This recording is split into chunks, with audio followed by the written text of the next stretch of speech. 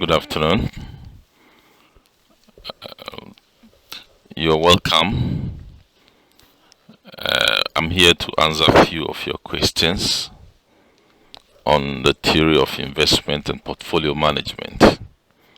We specifically want to focus on issues relating to risk and return and portfolio theory.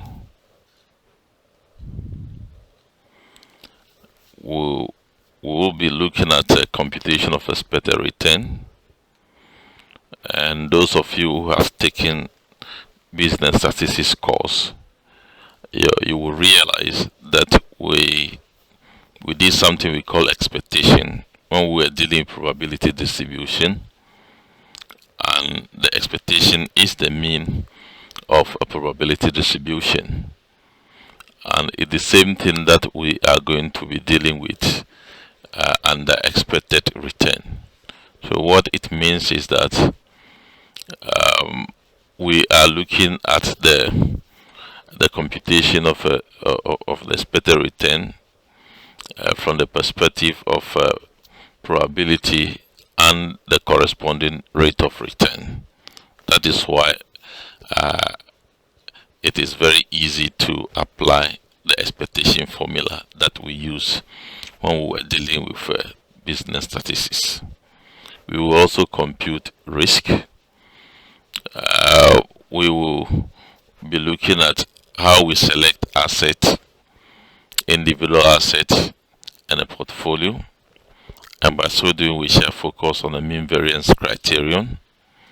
We shall also use the idea of utility score and some lessons from correlation. We will be focusing somehow on the minimum variance portfolio. We will also deal with what we refer to as defensive and aggressive assets.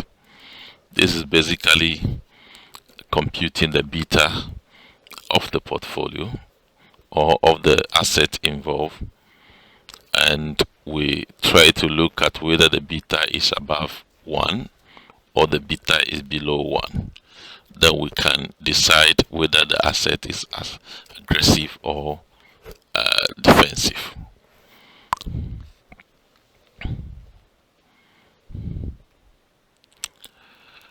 Well, as I explained already, the computation of expected return is based on various market conditions. As you can see, we can use the same approach to look at expected return from a single asset or what we call individual assets. In that case, the expected return will be expressed as the summation of the probability multiplied by the rate of return. So the formula as given, the PI is the probability of an asset I, and the RI is the rate of return associated with the asset I.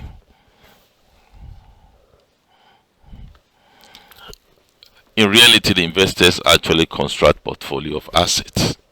So we will also be looking at the computation of the expected return for a portfolio. As expressed in the formula, it is very clear that the expected return of a portfolio is a weighted return. Weighted return because if we take two assets in a portfolio, we want to know how much of the capital available to the investor is invested in each of the assets. The one with a higher amount of investment means that that asset has a higher weight, and the one with a lesser amount of investment has a lower weight. So, but the point is that it is a weighted return. Now, what it also means is that because we are computing, when you make mistake in the computation of the expected return of an asset in the portfolio, that will go against you in the computation of the return for the portfolio.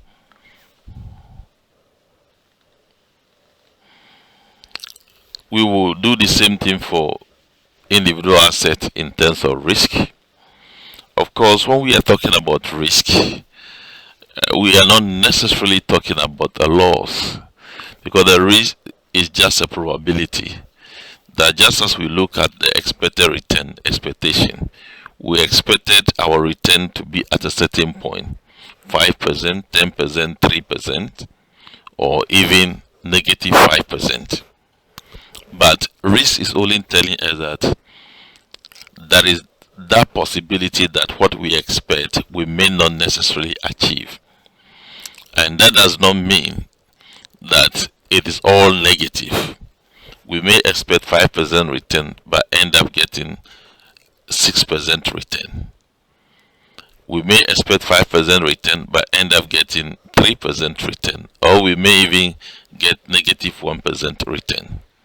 So that is what risk is talking about. The probability that our expectation will not be met, or the possibility that our expectation will deviate from the reality. So the risk is expressed as the variance. We can use variance to express the risk because it's like a dispersion. So all the tools we use under dispersion could be used to compute the risk.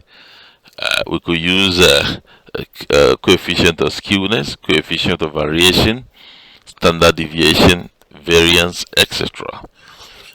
But the most common one that we use is the variance and the standard deviation.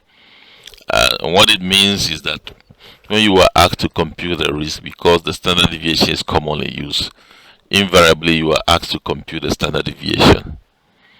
And the standard deviation is expressed as the square root of the variance. So the variance is expressed as the sigma squared. If we are dealing with a probability distribution, it means that the variance will be expressed as the summation of the probability multiplied by the rate of return of an asset, in this case I, minus the expected return of that asset, and we square it. So that gives us the variance. And when we find the square root of the variance, then we get the standard deviation as expressed in the formula. Now, the interesting thing is about the portfolio standard deviation, or the portfolio risk. We want to take it step by step. If we consider a 3-asset portfolio, what it means is that our variance will be computed first, and we compute the standard deviation from the variance. And this should be done systematically, step by step, because if it's not done step by step, many people tend to forget and make mistakes. So what we're doing is that the risk of a portfolio is also a weighted risk. So we will introduce the weight here. So if you take our asset to be 3 assets, that is A, B, C, what it means is that we combine them in twos. So asset A against B, asset A against C, then asset B against C. If it is 4-asset portfolio, we do the same thing. 5-asset portfolio, we do the same thing. So if we understand it from that perspective, then it is not difficult at all.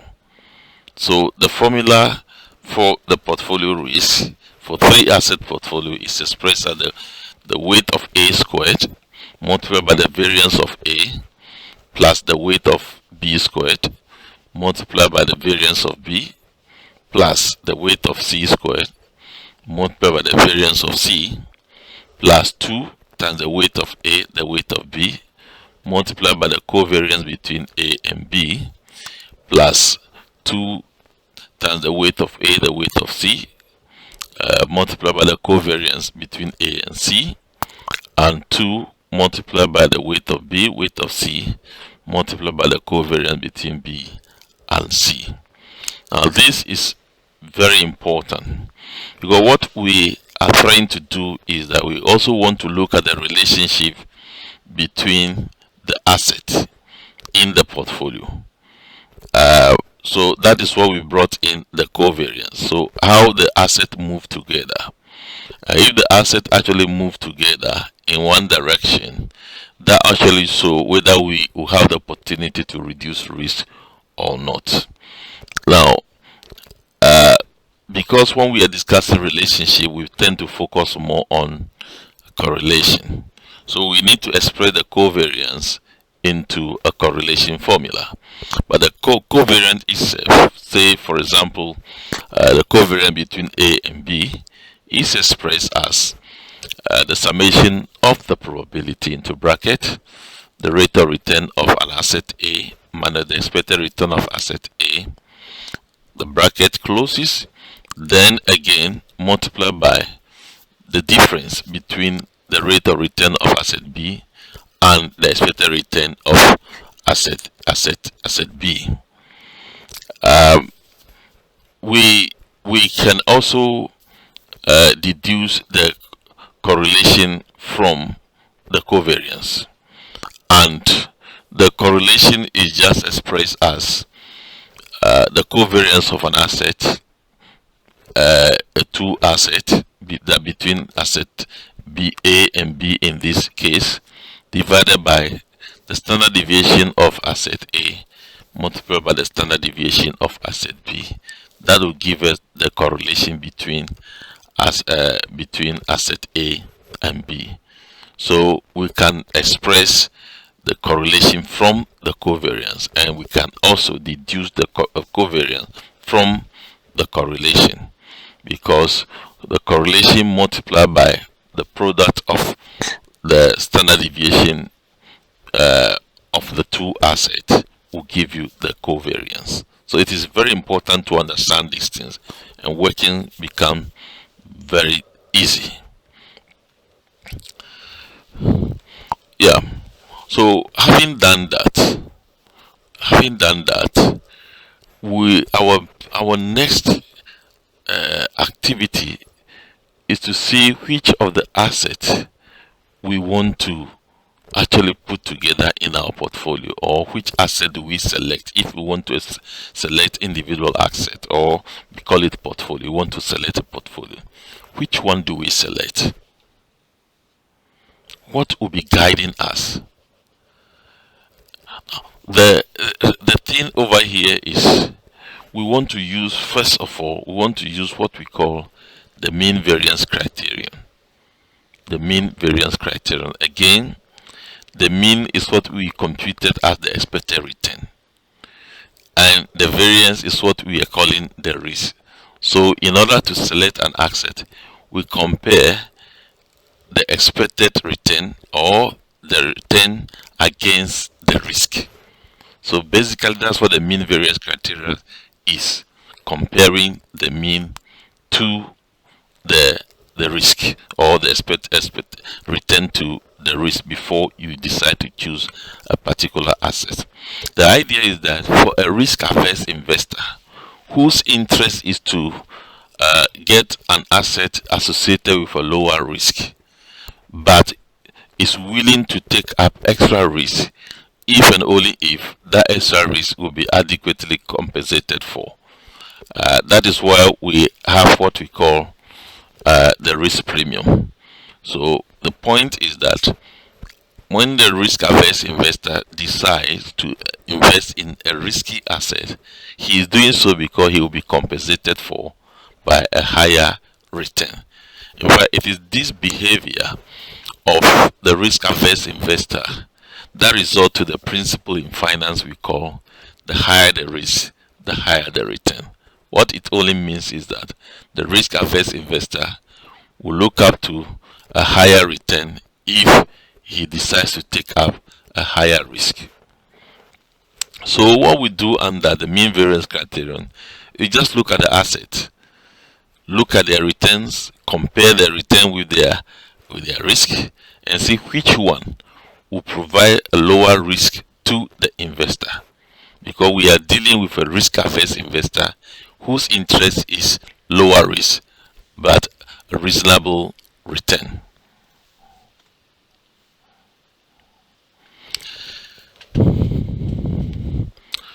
So we can state the risk averse. We can state the mean variance criteria for the risk averse investor in this way. So if we assume that we have two assets, A and B, then we're saying that the expected return of asset A is greater or equal to expected return of asset B, and the variance of asset A is less than the variance of asset B. And we can decompose this further to mean that the expected return of asset A is equal to expected return of asset B, but the variance of asset A is less than the variance of B, which means asset A is preferred, or some would say asset A becomes a dominant asset for the risk averse investor, or expected return of asset A is greater than expected return of asset B, and the variance of asset A is less than asset B. In that case, we will choose asset A as the dominant portfolio, as the preferred portfolio, because it produces lower risk and higher return. On the other hand, it is also possible that we may have a situation where the expected return of asset A is greater than expected return of asset B, but the variance of asset A is equal to the variance of asset B. Again, asset A will be preferred because the same variance but higher return for asset A. So these are the things that the investor will be looking at, or the one managing the portfolio of the investor will look at in constructing the portfolio for the investor, or in choosing or selecting the asset for investment. The point is that investment is not just a matter of listening to people and move. It goes through some level of analysis, and some of the analysis that is done is using the mean variance portfolio. It is possible that through the calculation, it is not clear to you as to which of the asset is preferred, because if you are dealing with, let's say, three assets, so let's say A and B, A and C, and the B and C. If you do this thing, maybe in one breath, asset A is preferred to asset B, but on the other hand, you see that asset C is preferred to asset B, and asset C, maybe the variance or the risk of asset A is better than that of asset B. So sometimes there will be some kind of confusion as to which of the assets to clearly choose.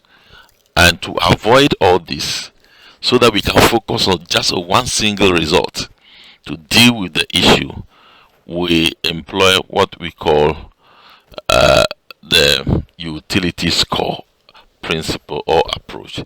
So in this case, we are trying to measure the choice of the investor from the expected satisfaction of the investor. So the higher the utility score for an asset, the higher the investor satisfaction that will be derived. And this is straightforward because it is just one figure. So if it is high, it's high. If it is low, it's low. So the utility score is expressed as the U which is equal to the expected return minus half times A multiplied by variance. Now that A is what we call the degree of aversion, or the aversion index for the risk averse investor. So we have our U to be the utility value, and A is the index of the investor's risk aversion, and the variance is provided. So in that case, when we have the risk of the portfolio, that's the variance, and we know the risk averse index, and we also know the expected return, we quickly get the the utility score.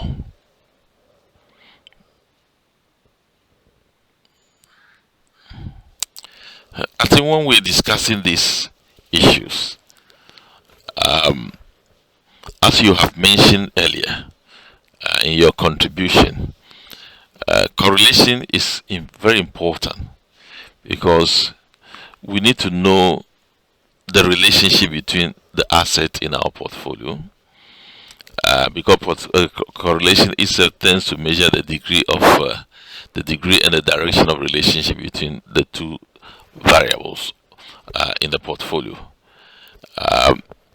We know that it is concluded a long time that when the relationship is negative, that enhances the chance of reducing portfolio risk through diversification. But when the relationship is negative, is positive, the chance of reducing portfolio risk is limited, because it's just like you have two goats, and the two goats are moving to cross the road that will be hit by a car. So you are likely to lose the two goats when they are moving in the same direction. But when one of the goats is moving to the opposite direction, you are likely to get one other goat hit and you have one alive for you. So the inverse relationship is actually key to achieve our aim of reducing portfolio risk. So that is why our aim is to see a negative relationship. Now, when we don't find negative relationship, but we find weak positive relationship. If say we are dealing with asset A, B, asset A, C, and asset B, C. If let's say asset A and B, the correlation is positive 0.1, and the correlation between B, A, and C is positive 0.11, and that of BC is positive positive 0.5. So even though they are all positive, which is against our expectation, we may still prefer the one with the lower weak correlation, even though it is positive, because that is closer to negative than the one which is far away from negative, though we are interested in negative correlation. So this is very important. In fact, when we go to Harry Markowitz portfolio theory, where we are dealing with international portfolio diversification, and we come to the conclusion that international portfolio diversification is better than domestic portfolio diversification. Even there, the rule is relevant, but we need to apply the rule with caution, because nowadays the world is more correlated because of faster interaction, integration of the world and its markets has made the world more correlated.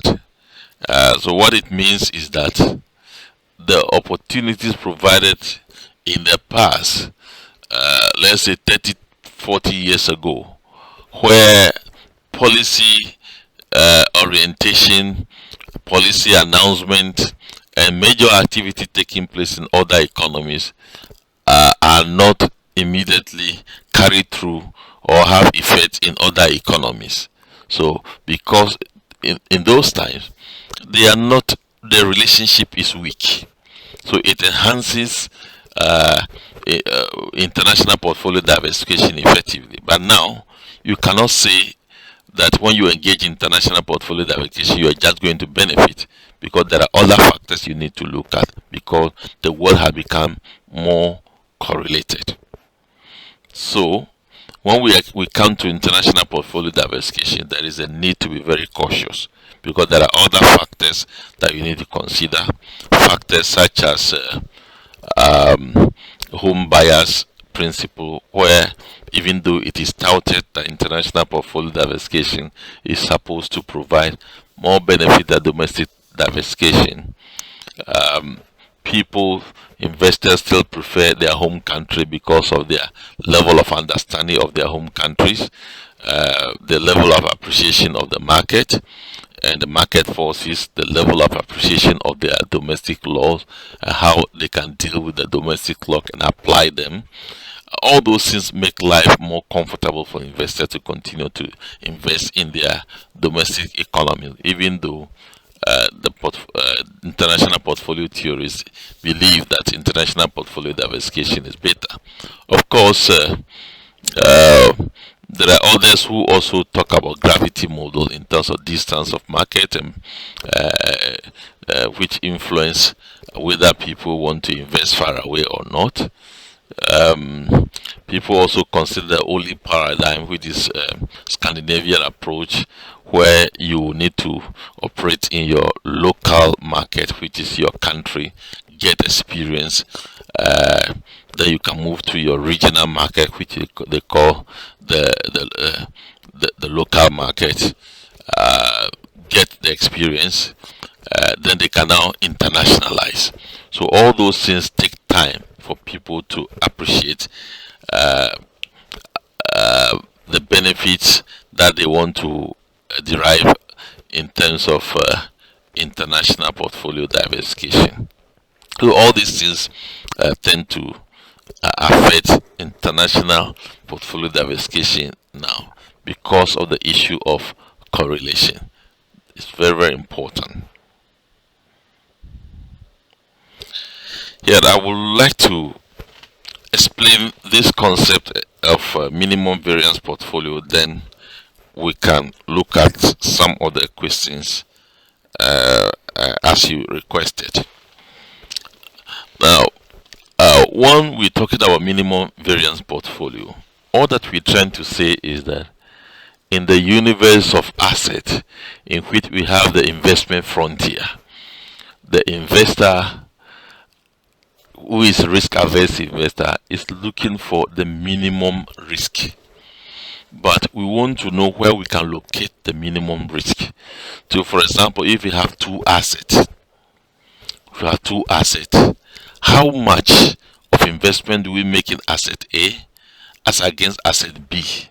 Or how much, if we have asset B and D, how much investment do you make in asset B, and how much investment do you make in asset D in order to achieve that minimum risk? So virtually, when we're talking about the minimum variance portfolio, we are actually talking about the weight of the investment in two assets to achieve that. And the formula is very, very simple. Again, if we are dealing with asset B and D, the formula tells us that we are dealing with the variance of asset D minus the covariance between asset B and D divided by the variance of asset B plus the variance of asset D minus 2 times the covariance between B and D. And of course, we can rewrite the formula because we know that the covariance between two assets is expressed as the correlation coefficient multiplied by the standard deviation of the two assets. So we can rewrite the covariance to introduce correlation between A and B and D multiplied by the standard deviation of B multiplied by the standard deviation of D divided by the variance of B plus the variance of D minus 2 times the correlation between B and D multiplied by the standard deviation of B and then multiplied by the standard deviation of D. That looks a little bit longer, but we can express that. And of course, the moment we are able to compute for the weight of one asset, we easily get the weight of the other asset, because the weight of asset A plus asset B, or the weight of asset B and D, should be equal to 100%, or it should be equal to 1. So we are able to strike that. So basically, that is what we are doing here. The issue you raise about defensive and aggressive assets, as I indicated from the beginning, we normally discuss this thing from the perspective of capital asset pricing model. We discuss this from the perspective of capital asset pricing model, where we assume two things. In capital asset pricing model, we are actually dealing with only one risk factor. But the risk factor you are dealing with depends on the school of thought you are focusing on. We have two schools of thought there. We have the Traynor school of thought, in which Traynor believe that when you engage in portfolio risk diversification, you are able to completely diversify away all the unsystematic risk. So therefore, you are left with only the systematic risk, and the measure of the systematic risk is the beta. So that is why in the asset pricing model, which is based on some assumption, including the investor is guided by the mean variance criterion, that we are operating in perfect competitive capital market. We are operating in a market in which there is a short selling. We are operating in a market which allows for borrowing and lending at the risk-free rate. So it's very clear that when we are dealing with defensive and aggressive asset, we are only looking at looking at comparing the beta we compute with the beta of the market, which is assumed to be 1. So is the beta of the asset greater than the beta of the market? Is the beta of the market less than the beta of the is the beta of the asset less than the beta of the market? That is what we are dealing with, because we believe that unsystematic risk is totally diversified away. But when you come to the school of thought of Sharpe, Sharpe believe that the when we come to portfolio risk diversification, it is not possible to completely diversify away unsystematic risk. At best, if you look at the curvature of the unsystematic risk and the systematic risk, they should be asymptotic.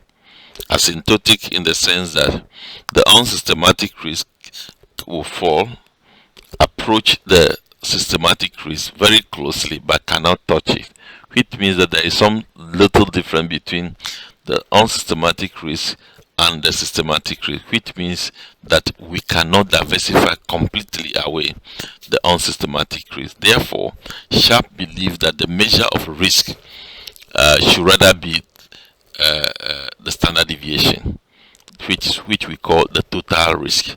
So we should be using the standard deviation, which is a reflection of some level of unsystematic risk, because we are talking asymptotic nature, some small level of unsystematic risk, and the systematic risk, or what we call the market risk, which is measured by the beta. So because we are combining the two, systematic and unsystematic risk, in measuring the risk, we consider the total risk, which is symbolized by the standard deviation. I think these are the things that we need to reflect on. So as you can see from the diagram, both in terms of domestic portfolio diversification and international portfolio diversification, you will realize that the top one, you can see the unsystematic risk, which curvature show that at the lower level of assets in the portfolio, the unsystematic risk falls sharply and becomes gradual, and then become very close to the systematic risk. That's the asymptotic nature we're talking about. So the same thing applies to the international portfolio diversification. So you see the arrangement shows that the international portfolio diversification, in terms of its unsystematic risk and in terms of the systematic risk, they all show lower risk, which is telling you that the international portfolio diversification is better in terms of the unsystematic risk and in terms of the systematic risk. But as I cautioned earlier on, because of the correlated nature of the global economy, where now a little statement from the President of America in terms of policy, the whole world is analyzing it to see how it influenced them immediately. So we need to be very cautious about that.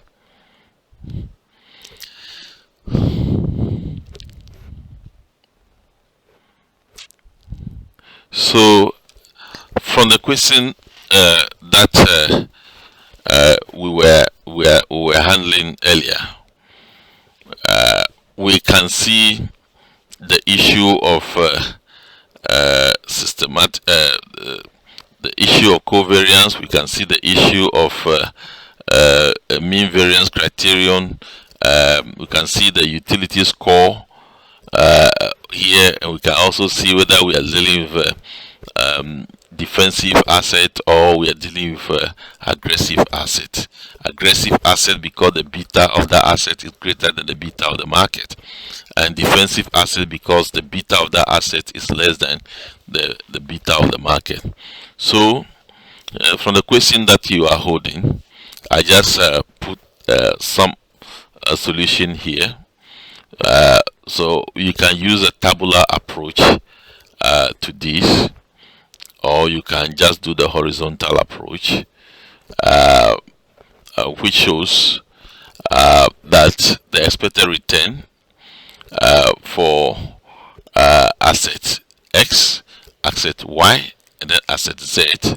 Of course, the MI shows the market portfolio, and the moment we see the market portfolio, it tells us that there is possibility of computing the beta. So that is the essence of the market portfolio. So we have done it in a tabular form, and then we have also computed it horizontally. So we have the probability times X, the probability times Y, probability times Zi, then the probability times the market portfolio. So all those expressions, the summation will give you the expected return for asset X, expected return for Y, expected return for Z, and the expected return on the market portfolio. Now, we also, because we are going to compute the risk in various forms, we may be interested in computing the correlation, we may be interested in computing the beta. So we need to compute the variance of the various assets. Then we also need to compute the covariance of the various assets. So that is what we have done in the table, as you can see. So I wouldn't spend my time, as here you can see the computation already. We just go through. So the systematic risk, I have seen the question that Jackson was showing us earlier on. You realize that they didn't ask anything about beta. They didn't ask anything about defensive or aggressive, but they only asked you to compute the systematic risk. You know, I told you earlier on that systematic risk, we use beta to measure the systematic risk. So basically what they are asking you to do is to compute the beta, which you know is expressed as the covariance between an asset with relation to the market portfolio, and you divide that by the variance of the market portfolio. You have done all those computations in the table, so you just pick it and then you divide it, then you get your beta. But if you've not done that, then you need to now compute the covariance all over, as indicated. When you finish the computation of the covariance, then you now need to compute the variance and do the ratio. And the ratio now shows that the beta of asset X is equal to minus 0.4122, and the beta of asset Y is 0.4201, and the beta of Z is 0.4042. So we can see that none of the assets above is has a beta greater than 1, which means that we don't have any aggressive asset. So all of them are defensive assets because their betas are below the market portfolio, and the beta of the market portfolio is 1. So when you follow these things, the computation and the interpretation becomes a little bit easier. So I don't think that the question that you pose is a difficult one. It's just looking at it systematically, and then you will be able to deal with it. Then the next aspect of the question was to choose an asset. Then we were asked to use the mean variance portfolio, the mean variance criterion. And I think we also need to be very careful when we are using the mean variance criterion and the minimum variance portfolio. It can be confusing. The mean variance criterion is just a criteria of the expected return against the risk in choosing your preferred asset. So as we did from the explanation, we have our expected return of A and B. We just do the comparison. Then we compare the risk, that is the variance of the two assets. Then we see which one we're supposed to choose. And as I said, you can see that it's very difficult to choose, especially when the assets are 4. It becomes very difficult to say which portfolio am I going to choose. So to avoid that, we sometimes use the utility score to just get one figure for each of the assets and decide which one is most preferred.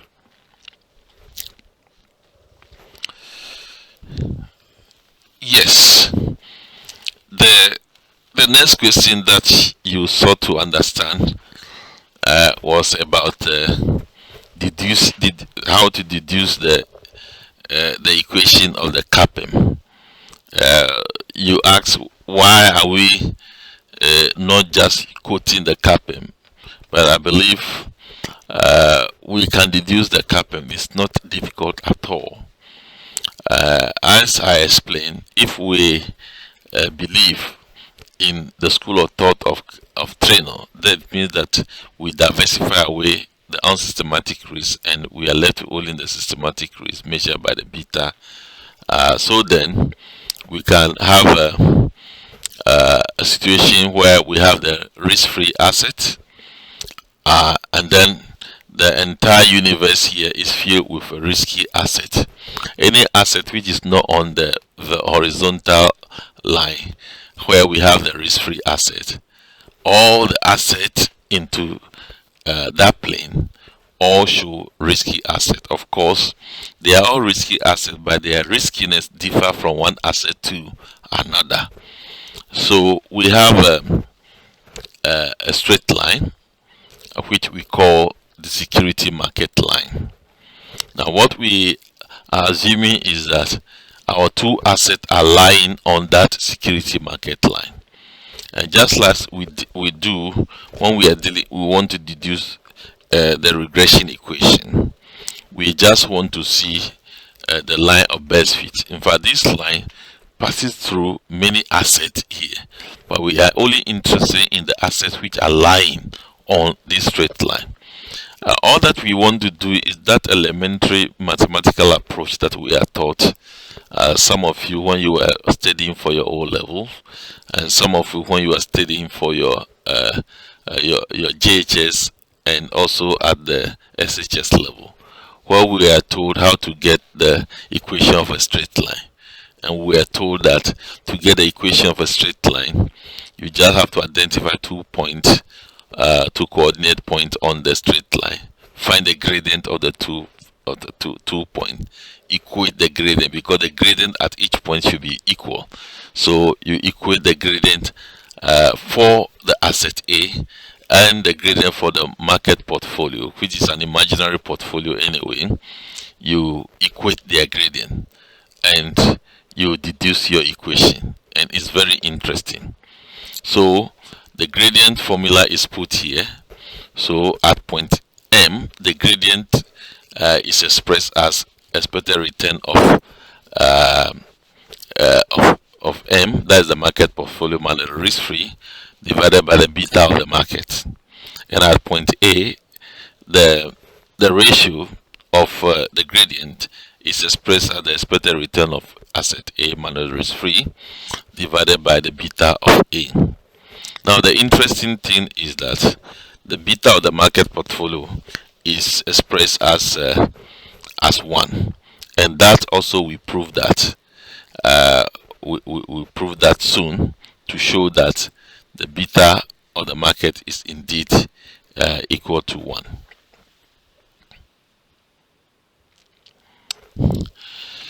So we express that the beta of the market will be equal to the covariance between the market against itself.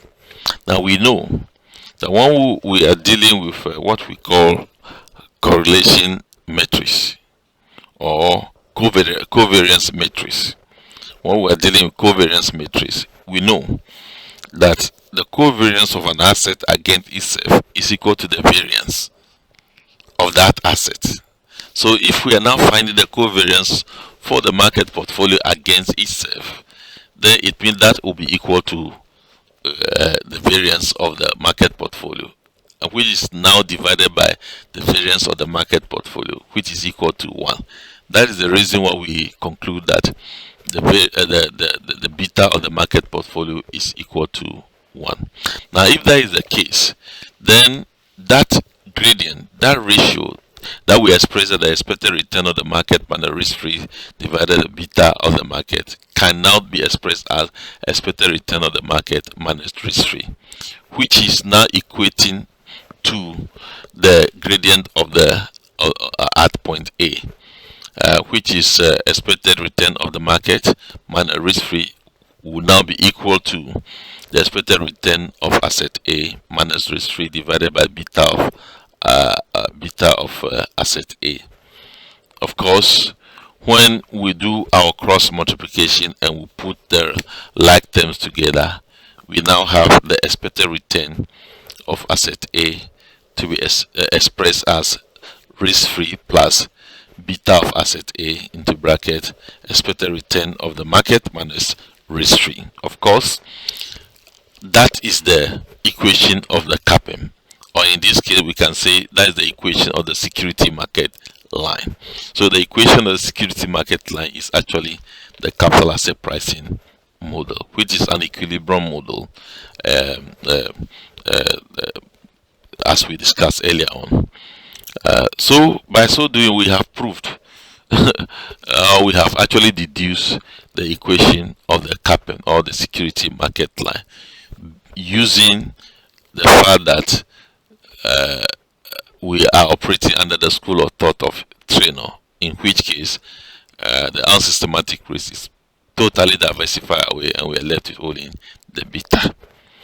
Of course, we can deduce the CAPM using the appreciation of risk from the perspective of Sharpe, in which we are using the total risk, which is the standard deviation.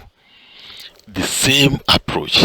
The only difference now here is that the CAPM will be expressed as the expected return of A is equal to the risk-free plus the ratio of the standard deviation of asset A and the standard deviation of the market portfolio multiplied by the expected return on the market minus risk-free.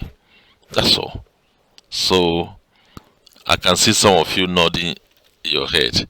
So the question you ask is not actually a difficult question. So you just have to prepare and practice, and you will be able to deal with it. We'll have another time to answer I mean, more of your question before you start your exam. Thank you very much.